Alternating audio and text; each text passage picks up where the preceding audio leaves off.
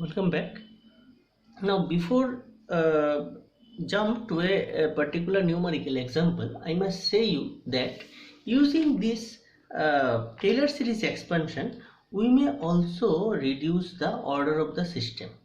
The equivalent system actually we can identify. That is very interesting concept. That is whatever we have studied in the last lecture, that is using Taylor series expansion, we have seen that e to the power minus theta s can be represented as 1 minus theta s plus higher order terms. So those things I have neglected. Okay, these higher order terms will be having very less values, so we have neglected them. So using this formula, instead of you can utilize the Taylor series expansion or Perry approximation, whatever. So using these approximations, we may reduce the order of the system. For that, we will take a example. Okay, that example tells g of s equal to k into minus 0.1 s plus 1 divided by 5s plus 1, 3s plus 1, 0.5s plus 1. Now, if I ask you what is the order of the system, you can say that as there are three time constant 5, 3 and 0.5, you will directly tell that it is a third order system, or you can say that if we multiply these three terms, then we will get the term of s to the power 3. So it is a third order system. Now, if I say you, we can represent this third order system in terms of first order system. Say k divided by tau s plus 1 into e to the power minus theta s. Do you believe it?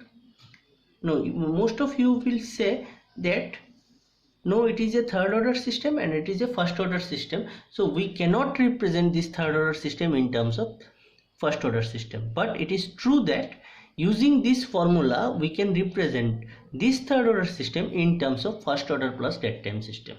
It is called, this particular presentation I have not told you earlier, this is called a first order plus time delay system. Or in some books you will get the first order plus dead time system. Both are similar. In some literature you will get first order plus time delay system, FOTD,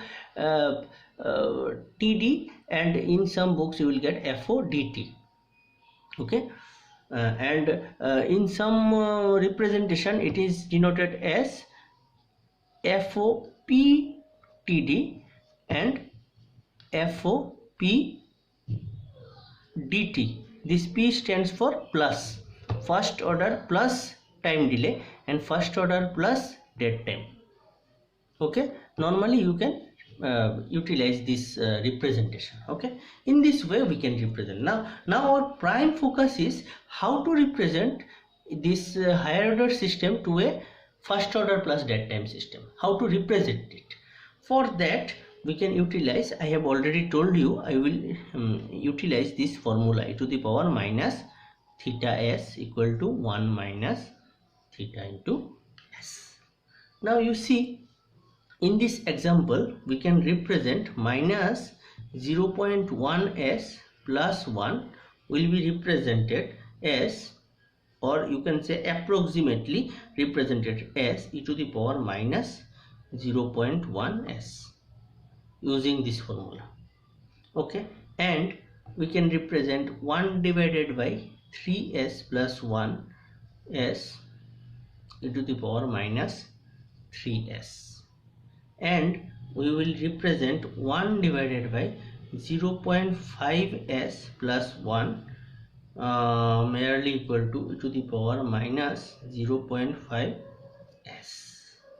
So the reduced transfer function will be g of s. This g of s is actually equal to this g of s. So you can say approximately equal to k. This k will come k divided by 5s plus 1 and e to the power minus 0.1s.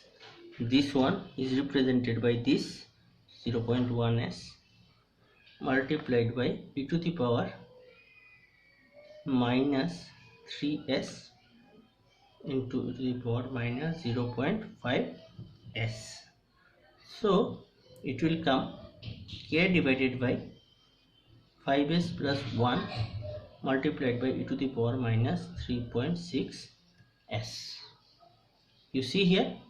So from this explanation you have understood that a higher order system may be represented in terms of first order plus time delay system. You see, first order plus time delay system. Now the most important thing is why I have represented this term using this formula, this term using this formula, and this term using this formula, but this 5s plus 1 we have not represented using this, and it is as it is. Why? Because we will always consider this maximum 5, 3 and 0.5. which one is greater? 5. So this is the main if you consider this tau 1, tau 2, tau 3, say it is tau 1 is greater than tau 2, then tau 3, then if it is most significant one, we will not convert this, because the system will mostly dependent on this time constant. Means highest one is tau 1, highest one is 5, so we will keep it as it is. Please remember this. Okay, so whatever transfer function will be provided to you, you just consider this. Don't bother about the zeros and the least significant time constants. So this is one method of representing a higher order transfer function in terms of a first order plus time delay system. Okay, now what is the significance of presenting this, that we will discuss later. Why you might be having some question like why we are reducing this, and what is the use of this, use of representing a higher order system in terms of first order system, what is the importance of that. Those things we will see in the subsequent lectures. Okay, thank you.